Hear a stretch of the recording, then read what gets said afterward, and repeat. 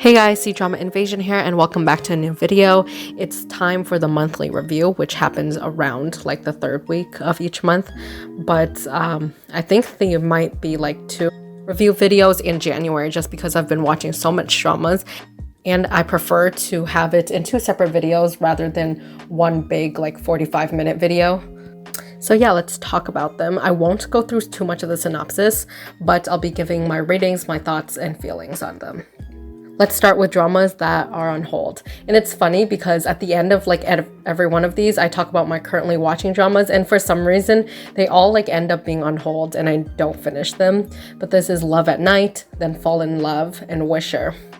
Let's start with Love at Night. I really like the chemistry between the two, but I heard it gets draggy. And this is something that I kind of already guessed with the amount of episodes for this type of drama. I'm like, what type of plot can you do with dragging it out for beyond like 30 episodes? But since I really like the actors together and their chemistry, I still decided to watch it, but now it's on hold just because I know it's draggy and I kind of don't want to go back and skim through it, especially with so much dramas that are coming out right now. There's so many good Asian dramas, so I'll put that on hold for a different time when there's not too many dramas out, and maybe I'll revisit them. The same with Fall in Love and Wisher.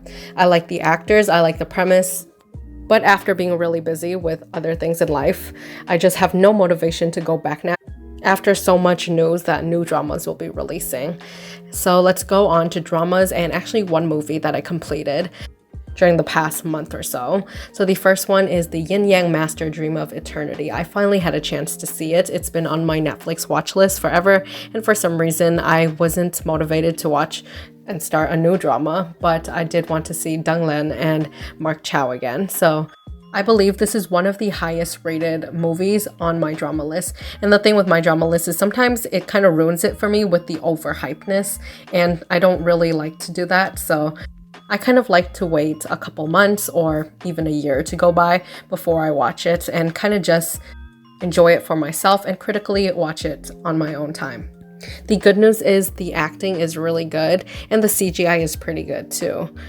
My favorite part might be the romance story between the Empress, played by actress Olivia Wang, which I really enjoyed her previous dramas before, so I was happy to see her here. The acting was very good, and overall, an exciting and very epic final battle. I gave it an 8.5 out of 10.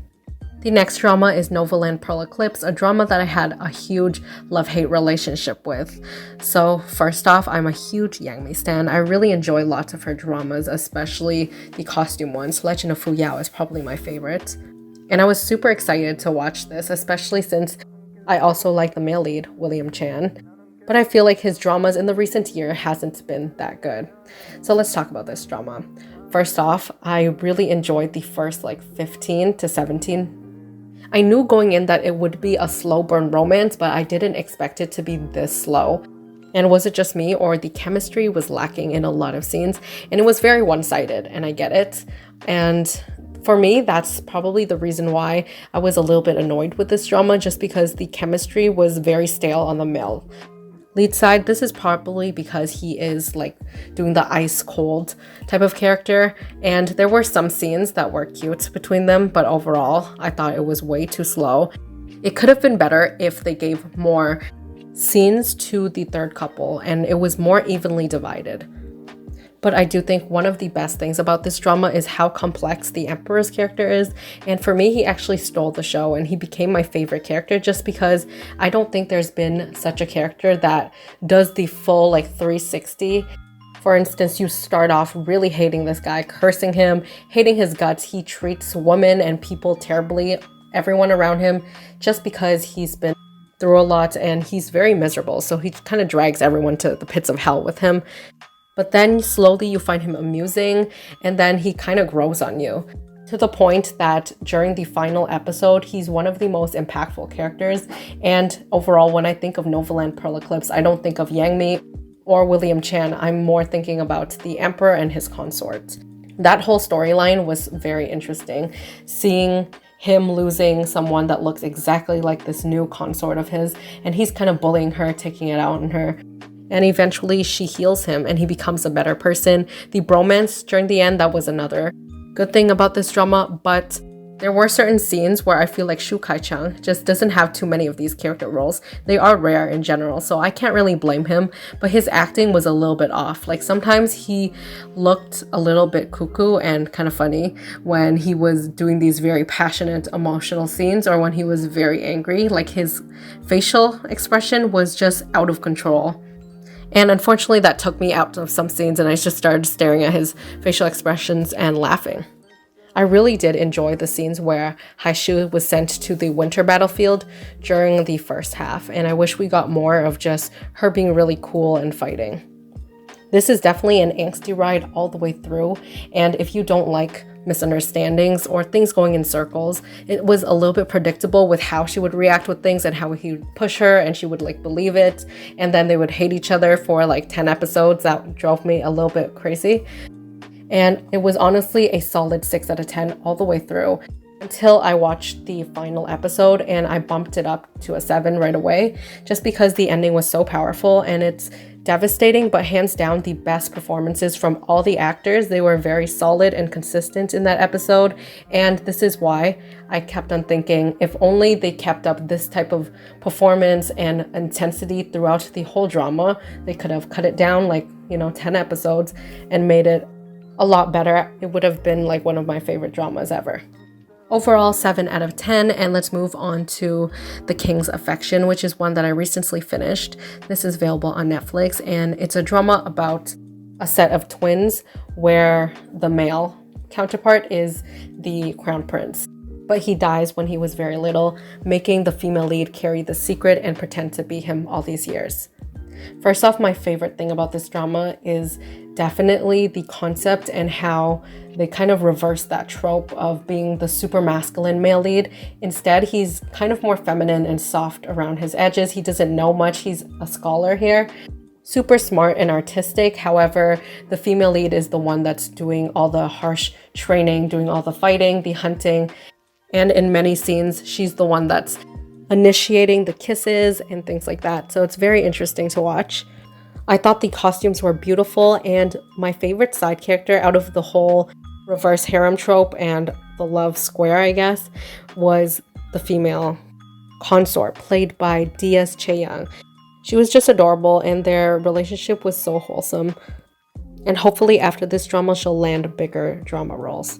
Now to the negatives, the only thing with this one is, like Novoland Pearl Eclipse, it was very predictable with the push-pull angst.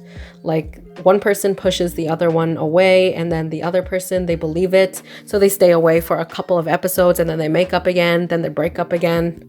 Same old, and because of that, I gave this drama a 7.5 out of 10. Just because if I do compare it to Novoland, it's a little bit more consistent in acting and in the plot-wise generally. It didn't bug me as much. But overall, happy with the OST, especially Always Stuck in My Head, and it really stands out, the acting and performances. The next drama I watch is not that well known, but it's called Work Now, Drink Later. It's a K-drama, a very short one, about 3 girls, different personalities, and it's just hilarious. I feel like if you watch just 2 episodes of this, you'll be completely hooked. It starts off quite light and funny about these girls with different personalities, where no matter what happens to them, they just all gather for a drink and forget about it. I guess you can consider it a sitcom, although it does dive into a lot of heavier topics later on near the last episodes. If you enjoy strong female leads, cis-mans in general, then you'll really like this one. There's a lot of unexpected, heartfelt moments, and it's hilarious all the way through as well. This is a TVN original, and they only started making like 3 or 4 dramas this year, with this one, Yumi Cells and The Witch's Diner. All of these dramas will be having season 2. And I'm currently watching Yumi Cells, but I haven't been able to catch up with so many dramas out, so I'll leave that one to the next video if I end up finishing it. I gave this drama a 9 out of 10. The next drama I completed is called Hellbound. This one has 6 episodes and it's on Netflix. This is about a bunch of brutal hell creatures that appear out of thin air and basically punish people that are hellbound. So there's like this ghost face that comes and tells you how many days you have left before you're dragged to hell, or the exact time that this will happen. So it's full of religion, morality, as well as philosophy. I thought the acting was really strong, however, it was a little bit too short, and I don't want to spoil too much, but there is major changes from the first 3 episodes to the last 3 episodes, which for me, it felt really abrupt, especially even though I know we probably will have a season 2. Just for this one season, it just felt unsatisfying and a little bit jarring for me.